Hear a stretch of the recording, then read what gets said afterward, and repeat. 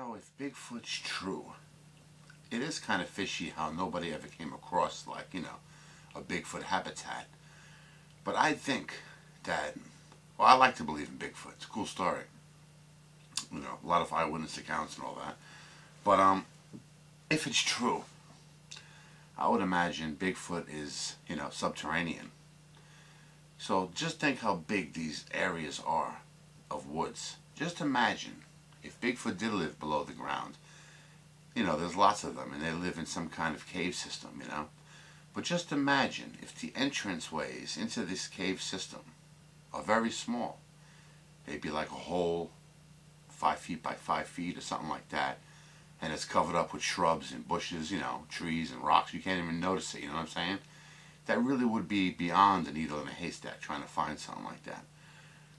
But it's like I said, if Bigfoot's true, they live below the ground. There's no way they would have found them already if they were on top of the ground all the time. But I never heard of anybody, exploring, subterranean caves and stuff looking for Bigfoot. Well, that would be interesting, It would be really cool. Imagine like the whole North, Pole, all the ice melted, and somehow the ancient city of Atlantis was revealed, and maybe along with it, like the secrets of the ancients or something like that, Could be cool. You never know, because if there were ancient structures, I would imagine there's like no metal in them, so you wouldn't be able to see them through the ice, So if even our greatest machinery and detection equipment, they wouldn't detect anything under the ice. It would just be a rock, So for all we know, Atlantis is beneath the ice, and one day it will be revealed. It's interesting, if you think of the dead and ghosts, it's weird how most ghost sightings, spirits, are in homes, and most homes contain wood. Now wood, it's a material, but at one time it was dead, it was alive, excuse me. Now it's dead. So I wonder if wood helps in the sightings of ghosts, like it helps apparitions to appear, There is something to it. Like sometimes you hear squeaks and creaks in your house, and we always imagine a ghost like walking upon the floor. But what if it's a spirit passing through the wood, and it will still make some kind of creaking noise, Just like dust.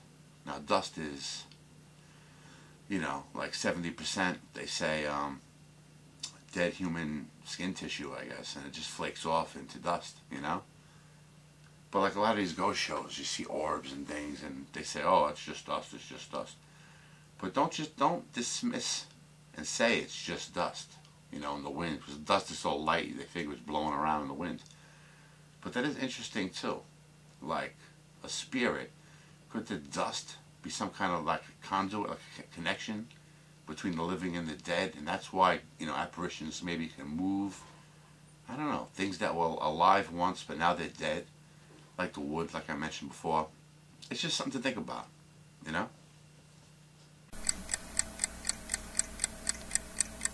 It's interesting, well, a lot of us watch shows about UFOs, paranormal and stuff like that. But think about this. There are, obviously, we've seen like ancient drawings, and it seems like some kind of disc in the sky, whatever that is. And the shows, they want to believe it's UFOs because, well, they're making a show about UFOs, so they want it to be true. But you can't really argue about it. I mean, these paintings do exist, and there are legends, stories, people report about seeing things in the sky. They call them chariots of the gods and whatever. But there's another story too that's interesting. Alexander the Great, during one of his battles, he actually reported like discs in the sky. And this is like one of the most famous stories in history, as far as I'm concerned, because that's really cool. Like, why would somebody like Alexander the Great even make up a stupid story like that?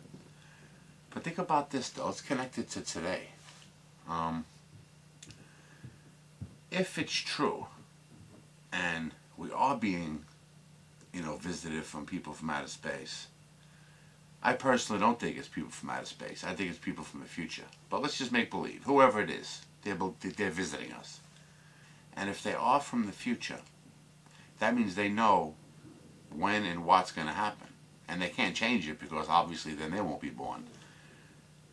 So let's just imagine this.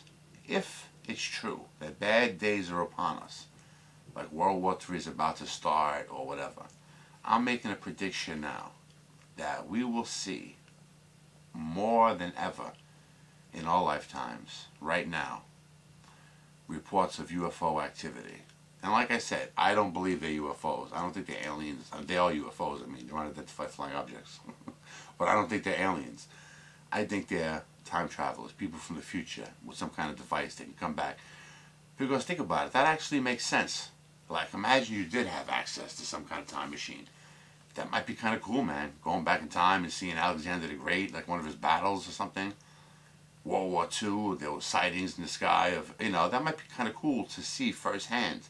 Like, if you had a time machine, what would you want to go look at? Some boring crap or something really cool, It's something to think about. And there was another famous story. Don't really quote me on it. I hope I'm getting it right. But I think it was in France, like the countryside of France or something, where this guy was out with his dog. And this is like in the 1600s or something.